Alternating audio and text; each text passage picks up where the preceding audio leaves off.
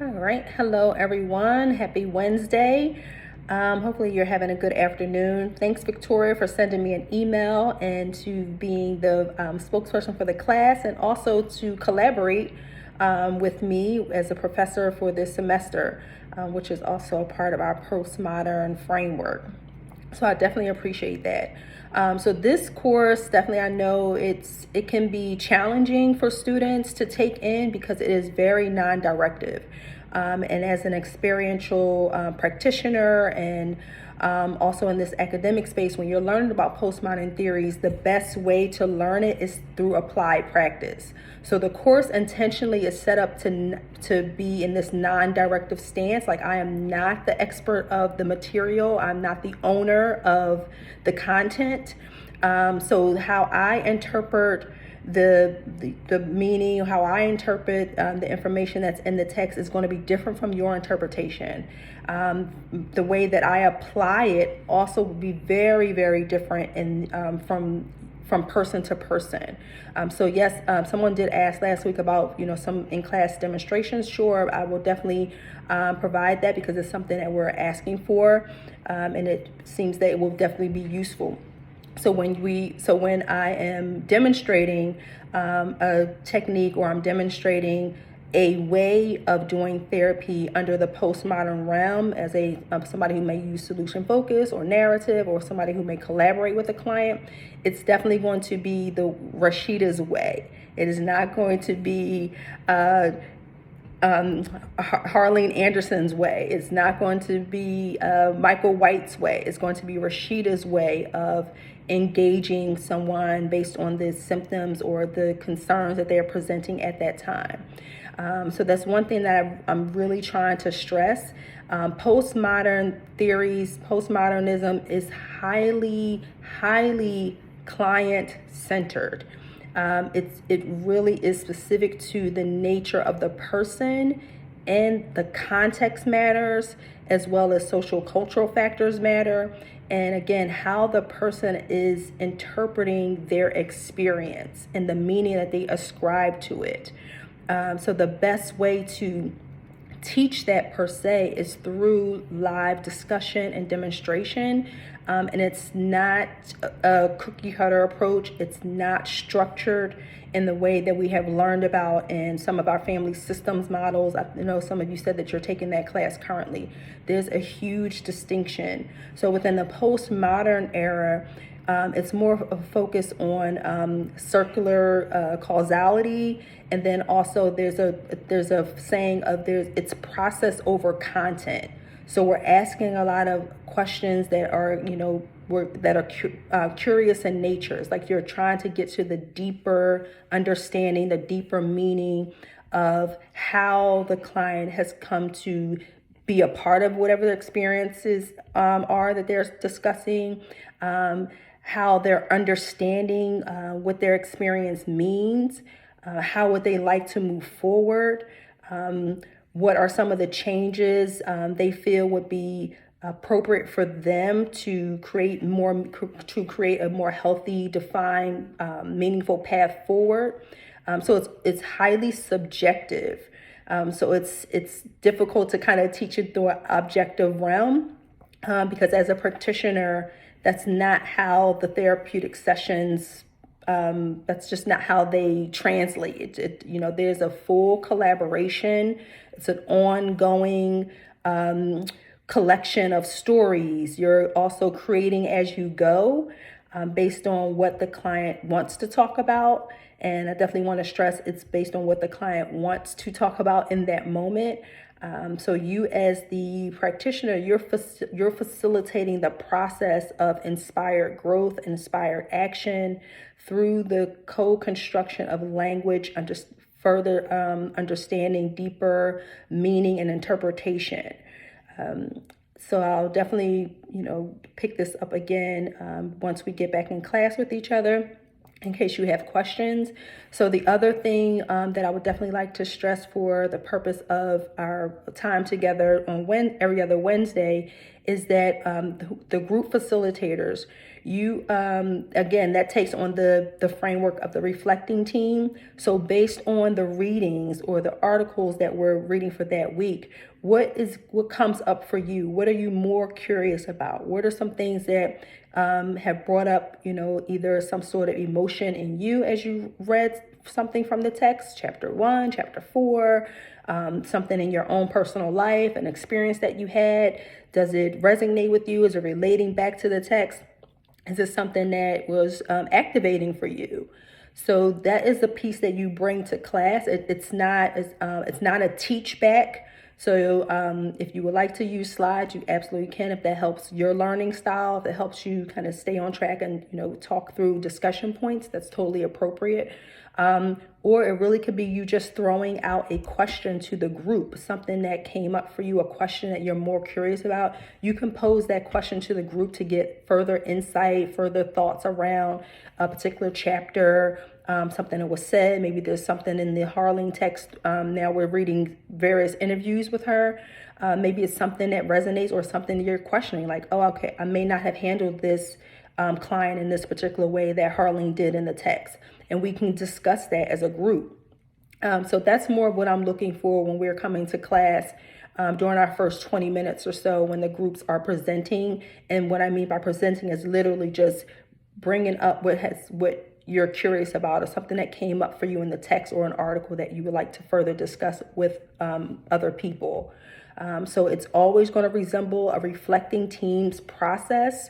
So we had an opportunity to experience that last week where there was a brief demonstration, and then we talked about what are some other questions that we might need to know to further move this client along or to support the client. Because move the client along also sounds directive, so I want to make sure that that's not the case. So we're not, pushing clients towards a particular moment of change based on our subjective view or our personal view. It is highly, highly client-centered, and it's experiential. So again, you want to be able to ask process questions. So how? You're trying to understand the deeper mechanism that is influencing behavior. And through the postmodern framework, that mechanism is facilitated through language. It's facilitated through our understanding of dominant narratives, our understanding of engagement, conversations, what resonates with us as far as our own personal values in our own personal values, either in relation to what we see in the world or in contrast to what we see in the world. So that's, the core that we really need to make sure we're understanding. So this course is mainly, it's mainly to help you all think deeper about your role as a counselor, the type of counseling you would prefer, the type of counseling that resonates with you. If you are a person that requires a more manualized therapy, there's definitely tons of models that would support you in that effort. Postmodernism is definitely not one of those manualized therapeutic practices. So it does require us to relax a bit or at least try to, because I know we like to okay, I need to know what happens next, what happens first, what happens second, what happens third. So this approach definitely tests us. It really gets us out of that mindset that we have all the answers and I'm going to teach you what to do next. I'm going to show you based on my way of how I think it should be done. Now I'm going to teach you to do it the same way.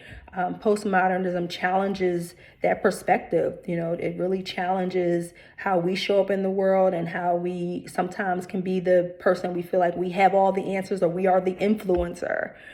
So it definitely causes us to make a sharp shift. So I'm hoping that this video helps.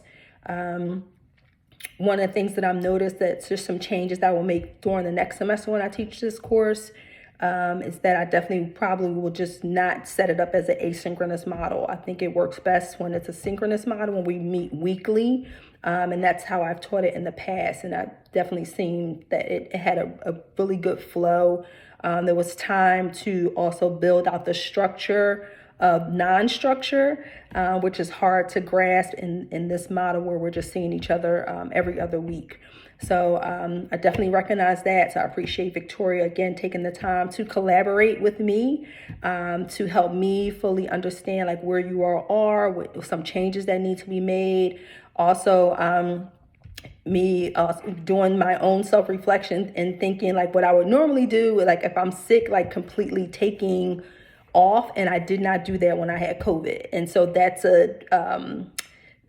definitely on me and my own self-accountability for self-care, because I highly noticed like where things got off track of me trying to rush through, and I didn't double check things as I normally would. So that's a note to self, that when you're sick, especially if you have COVID, it's okay to be sick, instead of trying to push through and then have situations like this where I missed key components in the very beginning of the semester. So I fully take ownership of that part. So again, like I said, I probably will end up submitting another video just to follow up on the case conceptualization. I am sharing with you a sample for the case analysis that's coming up, I believe on the 20th, which is Sunday. So once you read over the sample, I think you will have a pretty solid idea of what I'm looking for. And I thought the rubric was already posted, but I think based on Victoria's email, I think maybe it's not, but I'll double check and take care of that. And I'm hoping that that's it for now. Yep, I'm thinking that's it for now. Please, again, if you have any other questions, definitely please share them. This is a collaborative process. You're, gaining knowledge and information from me. I'm gaining knowledge and information from you. So that is increasing my awareness of different things. So now the reality that I'm set for myself moving forward will look different from this reality. So again, it just constantly keeps going back to the premise and foundation of postmodernism. So I hope this helps. I really, really hope this helps. Again, Victoria, thanks so much. And the group for bringing this to my attention. And it will help me shift things a bit moving forward. So I appreciate you. And I'm hoping that's it. If I forget something, then definitely we can talk about it next week, or I will just post another video. Like I said, just expect to see the sample document. So I'll email that out to everyone. The next group who is sharing their reflections or doing the group-led discussion next week. Again, if you would like to do a PowerPoint, you can. You do not have to, actually, because I would say try to structure it in a way that is almost reflective of the real world. So if you're in supervision, you won't present in supervision with the PowerPoint most often. So we definitely want to create a simulation that represents real life. So again, it's about just what you're curious about, what's naturally coming up for you, and then we all get to share in that experience of interpreting our own understanding and defining our own meaning for what the material suggests. And then also thinking through like, okay, how might I apply this information in practice? There may be things that you're like, nope, I won't use this at all. Other things you may say, you know what, I might try this. There's also not a right and wrong. There's definitely wrong that may lead to ethical violations, and I'm sure definitely we're not talking about those things. But the only wrong way to do it would be if you're violating an ethical some sort of ethical code. So there's tons of ways to elicit change. There's many ways to inspire action and to inspire transformation. So the best practice comes through the way that we facilitate questions, the way that we provide the space for clients to be more inquisitive and be more self-reflective. So it's that's the best practice in the moment. It's how are you asking questions? How are you getting at the the net of the process that will help clients move in the direction that they are requesting, and it totally comes from them. They are the content, and it will change from moment to moment. So that is my spiel on the direction or structure, lack of structure in the era of postmodernism for our class. And I would love to talk more about this. All right, so see you all soon.